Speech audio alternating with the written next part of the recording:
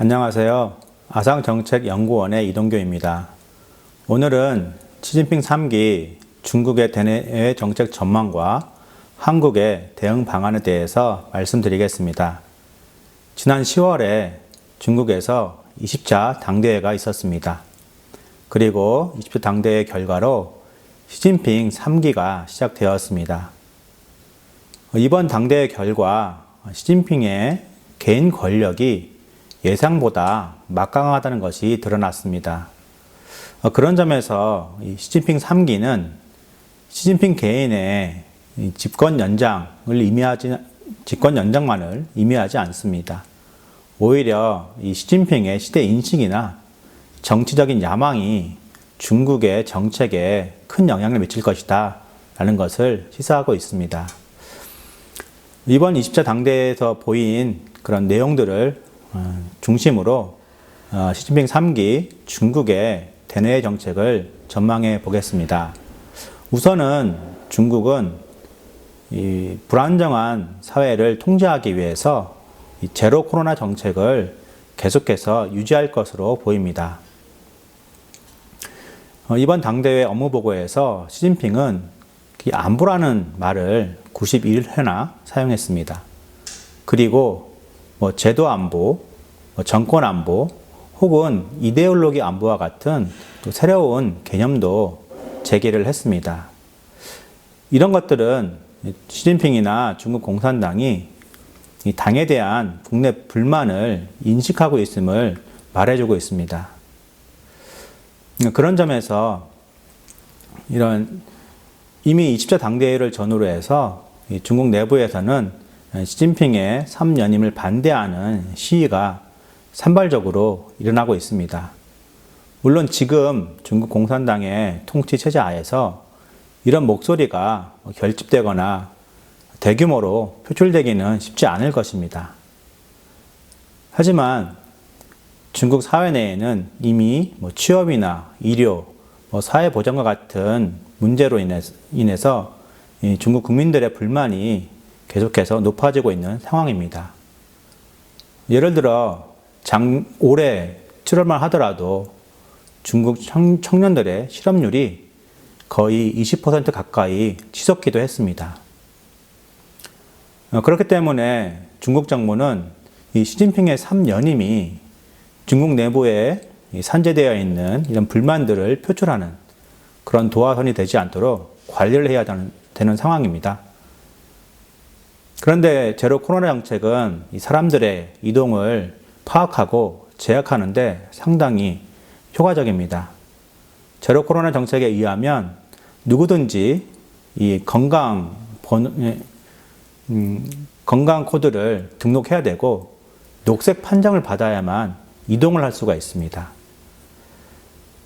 아마 중국의 경제 상황이나 중국의 mRNA 백신의 개발 정도에 따라서 이 방역이나 봉쇄 혹은 격리와 같은 그런 방역 조치들은 좀 완화될 수가 있겠지만 건강 코드에 기반하는 이 제로 코로나 정책은 계속해서 유지할 것으로 보입니다. 두 번째는 미국이나 반중연대에 참여하는 국가들에 대해서 더욱 공세적인 그런 정책을 취할 것으로 생각이 됩니다. 이번 업무보고에서 시진핑은 이 업무보고 최초로 위협이라는 단어를 얘기했습니다. 중국이 외부의 위협, 억제, 봉쇄, 극한의 압박에 직면해 있다라고 표현을 했는데요.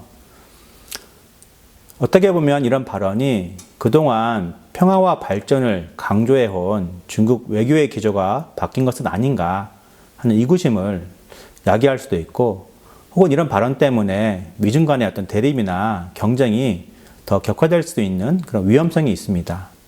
그럼에도 불구하고 시진핑이 이런 발언을 했다는 것에는 다음과 같은 의도가 있다고 생각이 됩니다. 첫 번째는 이를 통해서 국내 결집을 강화하고 당에 대한 지지를 확보하기 위한 것입니다. 시진핑 3기가 표면적으로는 큰 문제 없이 시작이 됐지만 아까 말씀드린 것처럼 국내적인 상황이 그렇게 녹록지 않습니다.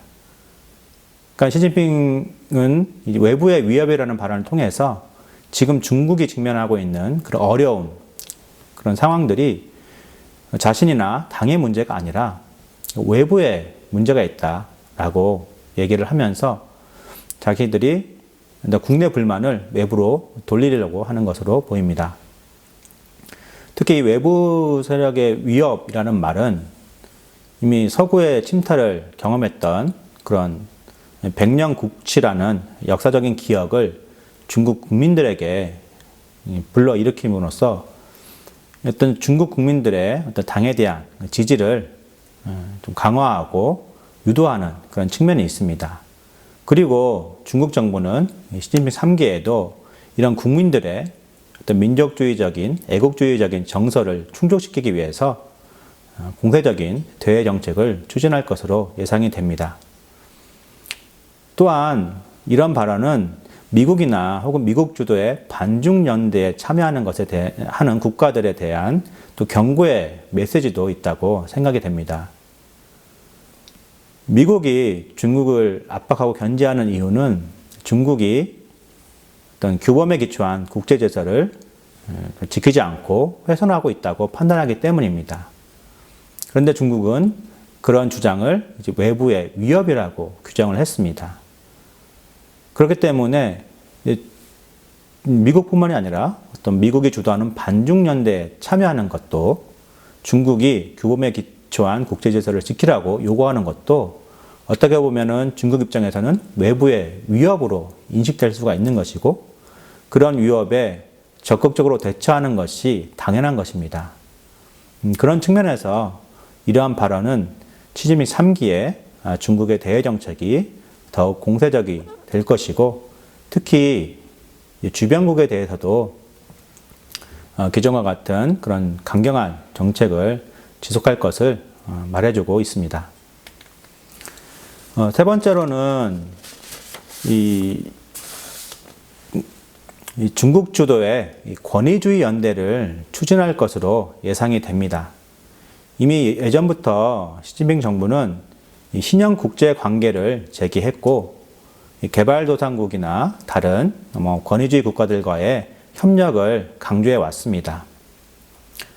특히 최근에는 미국이나 유럽, 일본, 호주와 같은 선진국들의 대중 압박에 직면하고 있는 상황에서 앞으로 개발도상국이나 권위주의 국가들과의 연대를 추진함으로 외교적인 고립에서 탈피하고 미국 주도의 반중연대에 대항하려고 할 것입니다.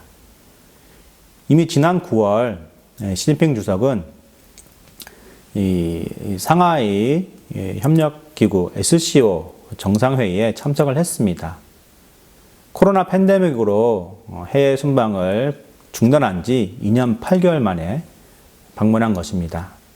그 20차 당대 이후에도 베트남 총석이 혹은 이제 파키스탄 총리와 연달아 회담을 가지면서 이 개발도상국과의 협력 의지를 피력했습니다. 사실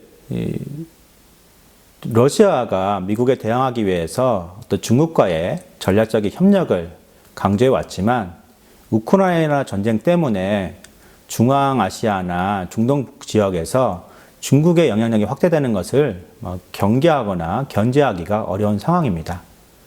그런 점에서 중국은 오히려 이를 기회로 삼아서 자국의 경제력 그리고 1대1로를 기반으로 해서 개발도상국이나 다른 권위주의 국가들과의 연대를 강화하고 그 과정에서 자기가 중심이 되는 중국 중심의 그런 연대를 추진할 것으로 예상이 됩니다.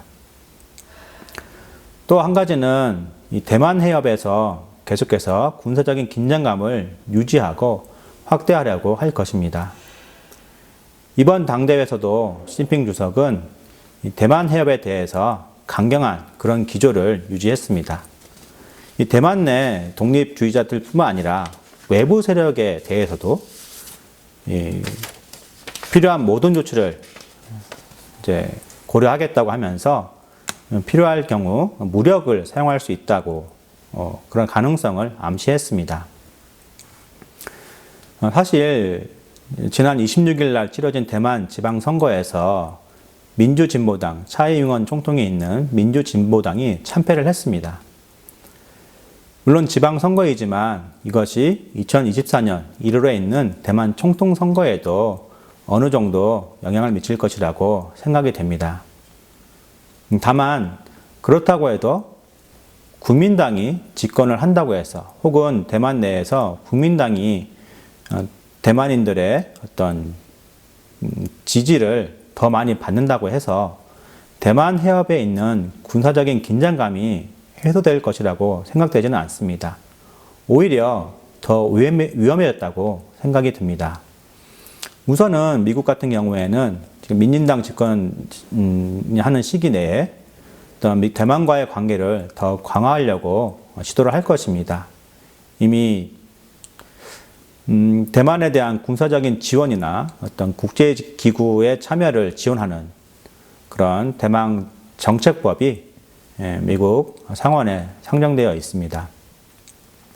중국 같은 경우에도 중국 정부는 이번 지방선거의 결과를 보면서 어떤 자신의 강압적인 대만 정책이 효과를 보았다고 생각하고 또 미국의 대만 지원을 저지하기 위해서 그 대만 내 여론을 더욱 중국적으로 돌리기 위해서 대만에 대해서 공세적인 그런 정책을 펼칠 것으로 생각이 됩니다.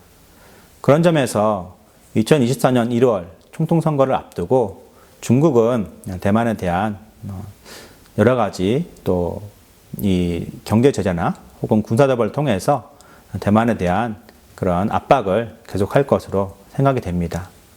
특히 2027년은 시진핑이 사연임을 준비하는 해입니다.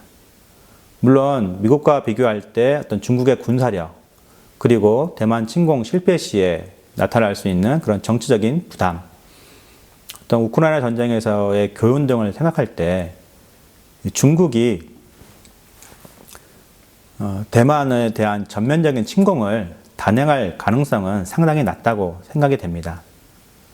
그러나 시진핑이 자신의 사연임을 준비하기 위해서 대만 해협의 그런 군사적인 불안정성을 조성할 수 있고 그것이 우발적 충돌로 이어질 위험성도 위험성도 있습니다.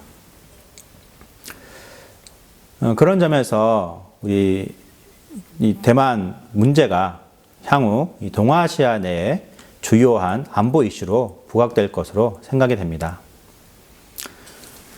마지막으로 한국에 주는 적극적인 함의를 생각해 보겠습니다. 이미 중국은 시진핑 3기에 시진핑은 어떤 자신의 정치적인 지위를 견고히 하기 위해서 자신이 중화민족의 위대한 부흥을 위해서 그리고 중국의 핵심 이익을 수호하기 위해서 열심히 투쟁하고 있다는 모습을 보여주려고 할 것입니다. 이에 따라서 미국에 대해서도 물러나지 않고 강경하게 대응할 것이고 이것은 영내 주변국에 대해서도 공세적인 일방주의적 외교로 이어질 수 있습니다. 그리고 이것은 미국의 동맹이자 중국의 이웃국가인 한국에게는 달갑지 않은 일입니다. 중국이 한국을 미국 동맹 중에 어떤 약한 고리로 인식을 하고 한국에 대한 그런 강압이나 회유를 가할 수 있기 때문입니다. 그런 점에서 저는 한국 정부가 다음과 같은 점에 주목해야 한다고 생각을 합니다. 첫 번째는 대외 정책에서 전략적인 명확성을 분명히 하고 중국에 대해서 보다 분명한 태도를 보여야 합니다. 실제로 윤석열 정부 같은 경우에는 출범 이후에 미국과의 관계를 강화하고 상호 존중의 한중 관계를 모색해 왔습니다. 그러나 이 낸시 펠로시의 방한 시나 혹은 중국이 요구했던 그런 5개 응당 사건에 있어서 좀 소극적인 모습을 보인 것도 사실입니다. 문제는 그런 태도가 중국에게 잘못된 그런 메시지를 보낼 수 있다는 것입니다. 한국 정부가 겉으로는 미국에 경사되는 모습을 보이고 있지만 실제로는 중국을 의식하고 있고 중국에 대해서 신중한 태도를 보이고 있다. 이런 인식을 심어줄 수 있습니다. 실제 저희는 이미 중국의 어떤 대외 정책의 기조나 혹은 문재인 정부 시기에 균형 외교의 결과를 보았습니다. 그런 것을 생각할 때 한국 정부의 모호한 태도는 어떤 한중 관계의 회복이나 개선보다는 중국의 일방적인 그런 이 대한 정책으로 이어질 수 있습니다. 그런 점에서 시진핑 3기 체제의 출범을 계기로 한국은 보다 분명한 태도를 보일 필요가 있습니다. 자유민주주의 국가로서 어떤 인류의 보편적 가치와 관련된 이슈에 적극적으로 동참하거나 혹은 한미 동맹이나 대중정책 등등 전반적인 대외 정책에서 전략적인 명확성을 분명히 해야 할 필요가 있습니다. 두 번째는 대중 인식을 조정해서 중국이 협력의 대상이다. 이런 공감대에서 벗어나야 합니다. 그러니까 중국이 협력의 대상만은 아니다. 이런 공감대를 형성할 필요가 있습니다. 4차 사태 이후로 한국은 중국의 경제 제재 혹은 일방주의적인 그런 태도를 경험했습니다. 그리고 코로나 팬데믹을 계기로 한국 내에서는 반중 정서가 확산되기도 했습니다. 그럼에도 불구하고 한국 내에서는 국익을 위해서 중국과 협력 관계를 유지해야 한다는 그런 국민적인 공감대가 있는 것 같습니다. 하지만 전략적 명확성에 기반한 대중정책을 수립하고 일관되게 추진하기 위해서는 국민적인 그런 지지와 동의가 필요하고요. 이를 위해서는 어떤 이 중국에 대한 인식을 먼저 재조정할 필요가 있습니다. 앞에서도 말씀을 드렸지만 미중 전략 경쟁 구도 하에서 중국이 한국에 대한 그런 강압과 회유가 예상되고 있습니다. 이런 상황에서 우리는 어떻게 중국과 협력할 것인가? 이런 고민뿐만이 아니라 어떻게 중국의 위협에 대응할 것인가? 어떻게 중국을 견제할 것인가? 이런 고민도 해야 합니다. 물론 미국이나 일본과 같은 입장에서 중국을 위협으로만 인식하고 경계해서는 안 될 것입니다. 그러나 외교안보나 경제, 문화 각 방면에서 중국의 어떤 위협 정도를 다각도로 분석하고 이를 기반으로 다변화된 그런 전략을 세워야 할 때라고 생각을 합니다. 세 번째로는 한국에 대한 중국의 경제 제재, 어떤 경제적인 보복을 대비하기 위해서 글로벌 공급망 재편에 적극적으로 동참을 해야 합니다.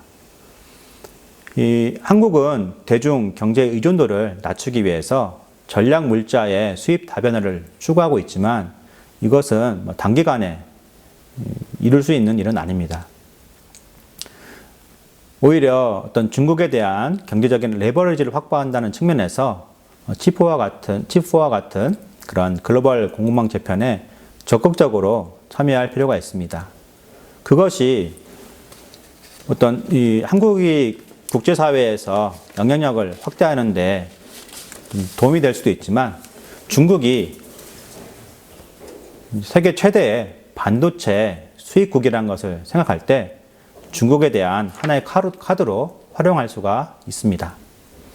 그리고 네 번째, 북핵 문제에 있어서 중국에 대한 역할을 기대하기보다는 중국의 어떤 책임을 강조하고 중국의 참여를 유도하기 위해서 한미 동맹을 더욱 강화할 필요가 있습니다. 이미 북한이 올해 들어 수차례 대륙간 탄도미사일을 발사하면서 모라토리엄을 파기했습니다. 하지만 중국은 유엔 안보리에서 대북 추가 제재에 반대하는 모습을 보였습니다. 이런 상황에서 북핵 문제 해결에서 중국의 역할을 기대하는 것은 상당히 어렵다고 생각이 됩니다. 그럼 어떻게 중국의 참여를 유도할 것인가? 오히려 한미동맹을 강화하거나 한미일 안보협력을 추진하는 것을 통해서 북핵 문제가 고조될수록 중국이 소극적으로 대응할수록 영내 안보 환경이 중국이 원하지 않는 방향으로 갈 수도 있다.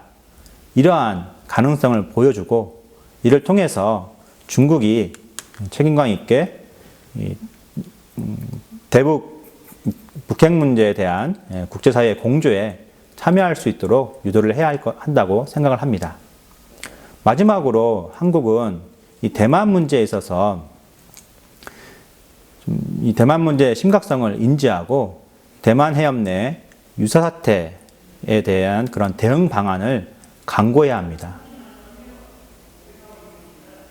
대만 해협은 한국에게 중요한 해상 교통로입니다. 그렇기 때문에 대만 해협 내 유사 사태가 발생하면 한국 경제에 직접적인 타격을 주게 됩니다. 뿐만 아니라 미국이 계속 강조하고 있는 미군의 전략적 유연성을 생각할 때 이 대만 해협 내에서의 유사 사태 발생은 북한과 대치하고 있는 한국의 안보에도 직접적인 영향을 끼치게 됩니다. 그런 점에서 한국은 대만 문제의 심각성을 인지해야 합니다. 이미 대만 문제에 관련해서 여러 가지 시나리오가 나오고 있습니다.